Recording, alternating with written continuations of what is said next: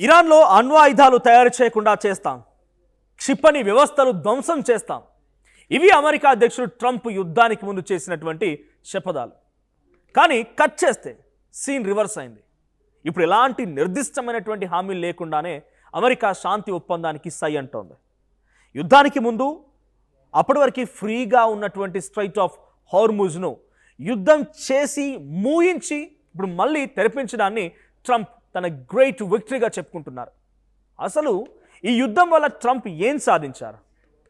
ఈ deadly war వల్ల America, Iran, ఇజ్రాయిల్లకు ఒరిగిందేంటి?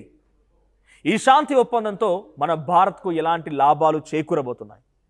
డీటెయిల్డ్గా కంప్లీట్ పిక్చర్ని ఈ వీడియోలో చూపించే ప్రయత్నం చేస్తాను. At the same time Donald Trump అప్పటి వరకు ఫ్రీగా, సేఫ్గా ఉన్నటువంటి స్ట్రైట్ ఆఫ్ హార్ముజ్ని యుద్ధం వల్ల మూయించి ఇప్పుడు మళ్ళీ ఆయనే శాంతి ఒప్పందం పేరిట దాన్ని ఓపెన్ చేయిస్తుంటే ఇట్స్ మై గ్రేట్నెస్ అని గల్లా ఎగరేస్తున్నాడు.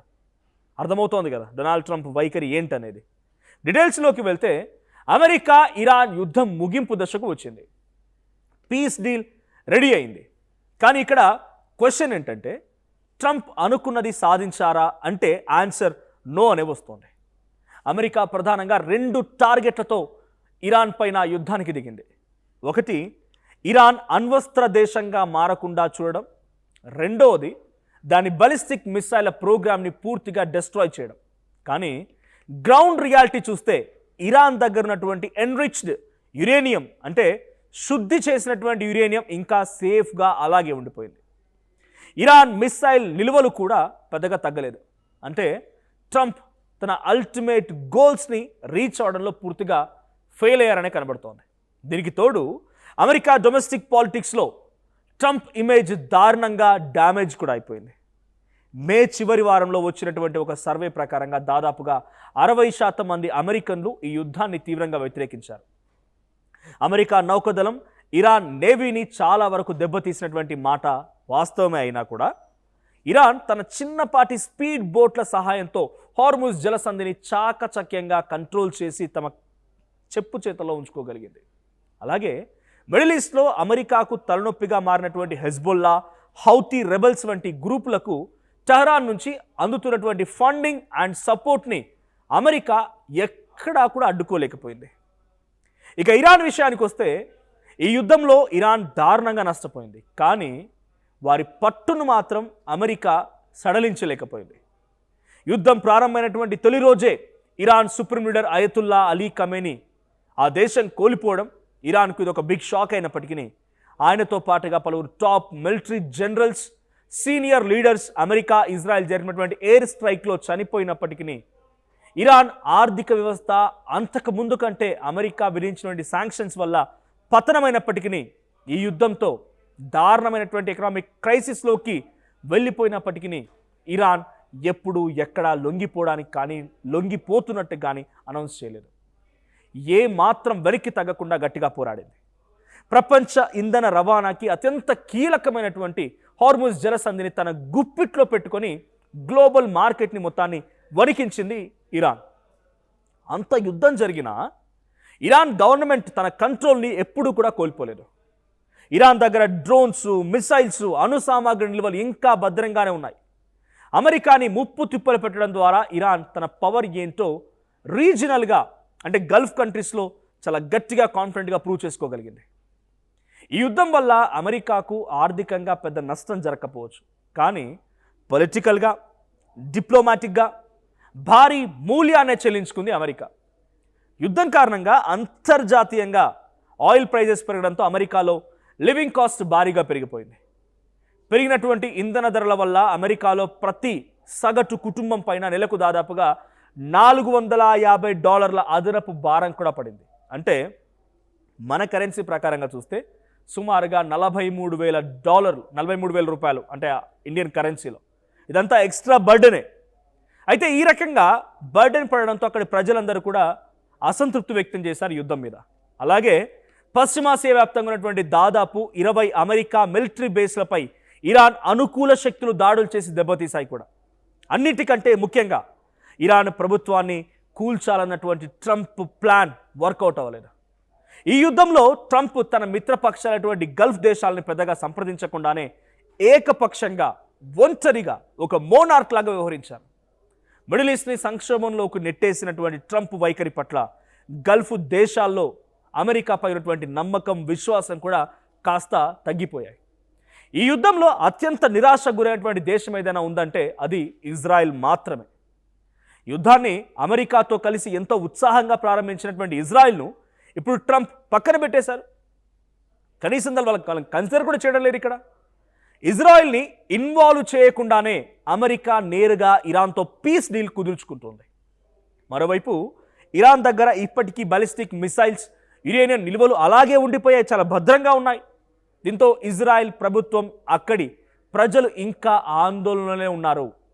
ఎప్పటికైనా మళ్ళీ ఇరాన్ మాపై దాడి చేయబోతోందా, చేస్తున్నటువంటి ఒక భయం వారిలో ఇంకా కలుగుతూనే ఉంది. ఇక ఇరాన్లో అధికార మార్పిడి జరిగి తమకు అనుకూలమైనటువంటి వాతావరణం వస్తుందనేటువంటి ఆశించినటువంటి నేతన్యాహుకి అటువంటి రిజల్ట్ ఏం కనిపించలేదు. ఇక ఈ యుద్ధం మిడిల్ ఈస్ట్లోని గల్ఫ్ దేశాలకి, ముఖ్యంగా సౌదీ అరేబియా, యుఏఈ లాంటి దేశాలకు మాత్రం ఒక కనువిప్పు కలిగింది. తాము వద్దని నెత్తి నోరు మొత్తుకున్నా ఏ మాత్రం లెక్క చేయకుండా అమెరికా, ఇజ్రాయెల్ దేశాలు ఇరాన్పై యుద్ధానికి దిగడం గల్ఫ్ దేశాలని తీవ్ర దిగ్భ్రాంతికి గురిచేసింది. ఇరాన్ చేసినటువంటి ప్రతీకార దాడుల వల్ల గల్ఫ్ దేశాల్లోని వ్యాపారాలు, ఇన్ఫ్రాస్ట్రక్చర్స్ పూర్తిగా కూడా దెబ్బతినిపోయాయి. ముఖ్యంగా డ్రోన్, క్షిపణి దాడుల వల్ల యుఏఈ ఎకనామికల్గా చాలా నష్టపోయింది. కేవలం స్ట్రైట్ ఆఫ్ హార్ముజ్ అనేటువంటి ఒకే ఒక్క వాటర్ రూట్ మీద ఆధారపడడం ఎంత డేంజరో గల్ఫ్ కంట్రీ మొత్తానికి కూడా అర్థమైపోయింది. ఇది ప్రాక్టికల్గా తెలిసి వచ్చింది వాళ్ళకి. అందుకే ఇక హార్ముజ్పై దానికి పూర్తిగా డిపెండెన్స్ అవ్వకుండా ప్రత్యామ్నాయ మార్గాలను కూడా వెతికే పనిలో ఉన్నాయి గల్ఫ్ కంట్రీస్. అది పైప్లైన్ల ద్వారా కానివ్వండి, ఆ రకంగా ఇంధన రవాణా సురక్షితంగా చేయాలా, ఏ రకంగా ఉంటుందనే రకంగా అనేక రకాలుగా ప్రయత్నాలు చేస్తూనే ఉన్నాయి, సీరియస్గా ఫోకస్ పెడుతూనే ఉన్నాయి. ఇక అమెరికా, ఇరాన్ శాంతి ఒప్పందం వల్ల ప్రపంచంలోనే అత్యంత సంతోషిస్తున్నటువంటి దేశం ఏదైనా ఉందనంటే అది మన భారత్ మాత్రమే. ఎందుకంటే ఈ యుద్ధం వల్ల ఇండియా పడ్డటువంటి ఇబ్బందులు అన్నీ ఇన్ని కావు. హార్ముజ్ జలసంధి మూతపడడంతో అంతర్జాతీయంగా క్రూడ్ ఆయిల్ ధరలు ఆకాశాన్ని తాకాయి. భారత్ తన చమురు అవసరాల కోసం చేసినటువంటి ఖర్చు దాదాపుగా డబుల్, ట్రిపుల్ అయిపోయింది. దేశంలో పెట్రోల్, డీజిల్, ఎల్పిజి సిలిండర్ ధరలు సామాన్యుడి నడ్డిని విరిచాయి. మన రూపాయి విలువ డాలర్తో పోలిస్తే రికార్డు స్థాయికి పడిపోయింది. ఇప్పుడు కుదిరినటువంటి శాంతి ఒప్పందంతో మార్కెట్లోకి చమురు సరఫరా మళ్ళీ భారీగా పెరుగుతుంది. క్రమంగా చమురు ధరలు అదుపులోకి వస్తాయి. ఇండియా మళ్ళీ తక్కువ ధరకే క్రూడ్ ఆయిల్ కొనుగోలు చేసే అవకాశం కూడా లభిస్తూ ఉంటుంది. దీనివల్ల మన దేశ ఇంపోర్ట్ బిల్ తగ్గి ప్రభుత్వానికి వేల కోట్ల రూపాయల విదేశీ మారక ద్రవ్యం ఆదా అవుతూ ఉంటుంది. ఇంధన ధరలు తగ్గితే దేశంలో రవాణా ఖర్చులు తగ్గి నిత్యావసర వస్తువుల ధరలు కూడా అదుపులోకి వస్తాయి. అలాగే గల్ఫ్ రీజియన్లో టెన్షన్స్ తగ్గడం వల్ల ఇండియన్ షిప్పింగ్ కంపెనీస్లకు సంబంధించి ఇన్సూరెన్స్ ప్రీమియం ఖర్చులు కూడా కాస్త తగ్గుముఖం పడతాయి. ఓవరాల్గా చెప్పాలంటే ఇండియా ఎకనామీ మళ్ళీ బూస్ట్ అవ్వడానికి ఈ ఒప్పందం చాలా హెల్ప్ అవుతుంది. ఇక ఒప్పందం కుదిరింది కదా అని చెప్పి రేపటి నుంచి పెట్రోల్ ధరలు పడిపోతాయని మనం ఎట్టి పరిస్థితుల్లో ఆశించలేం. ఎందుకంటే ఎనర్జీ ఎక్స్పర్ట్స్ చెప్తున్న దాని ప్రకారంగా ఈ శాంతి ఒప్పందం ఫలితాలు గ్రౌండ్ లెవెల్లో కనిపించడానికి కనీసం కొన్ని నెలల సమయం పడుతుంది. అది 1, 2, 3 ఎన్ని నెలలు అనేది ఇప్పటివరకు అంచనా వేయలేం మనం. ఇక యుద్ధం తీవ్రంగా జరిగినటువంటి సమయంలో పశ్చిమాసియాలోని కొన్ని ఆయిల్ కంపెనీలు తమ స్టోరేజ్ కెపాసిటీ నిండిపోవడం వల్ల ముడి చమురు వెలికితీతను పూర్తిగా నిలిపేసుకున్నాయి. ఇప్పుడు ఆ మూతపడినటువంటి బావులను, ప్లాంట్లను మళ్ళీ యాక్టివేట్ చేసి ప్రొడక్షన్ పెంచడం అంత ఈజీ అయిన ప్రాసెస్ అయితే ఏం కాదు. దానికి కొంత టైం కూడా పడుతుంది. అలాగే హార్ముజ్ జలసంధిలో నిలిచిపోయినటువంటి పాత నౌకలు క్లియర్ అవ్వాలి అంటే కొత్త ఆయిల్ ట్యాంకర్లు మళ్ళీ ఇంధనాన్ని లోడ్ చేసుకుంటూ అంతర్జాతీయ మార్కెట్లోకి చేరుకోవాలి అంటే ఈ సప్లై చైన్ మళ్ళీ సాధారణ స్థితికి రావాల్సిందే. ఇదంతా జరగాలంటే కాస్త టైం పడుతుంది. ఇక మొత్తానికి ఇరాన్ను పూర్తిగా అణిచివేయాలన్న కసితో యుద్ధానికి దిగినటువంటి ట్రంప్ తాను అనుకున్నది మాత్రం సాధించలేకపోయారు. ఇరాన్ అణ్వాయుధ నిల్వలని అలాగే ఉంచి కేవలం తన ఇమేజ్ కోసమే ఈ శాంతి ఒప్పందాన్ని కుదుర్చుకున్నట్టుగా స్పష్టంగా అర్థమవుతోంది. ఇక ఈ యుద్ధం వల్ల అమెరికాకు ఆశించిన ఫలితాలు రాకపోయినా, ఇరాన్ భారీగా నష్టపోయినా, ఈ పీస్ డీల్ వల్ల మాత్రం మన భారత్కు ఒక బిగ్ రిలీఫ్ లభించింది.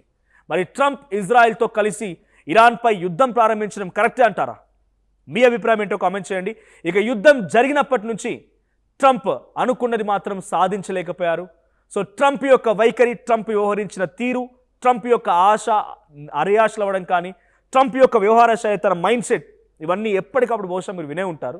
మీకేమనిపించిందో కామెంట్ చేయడంతో పాటుగా ఇటువంటి international, national and state, local న్యూస్కి ఎప్పటికప్పుడు అప్డేట్స్ మీకు అందాలంటే వెంటనే ఆర్టీవీ స్ట్రీమ్ని సబ్స్క్రైబ్ చేసుకోండి, లైక్ చేయండి అండ్ మీ అభిప్రాయం ఏంటో కామెంట్ చేయండి.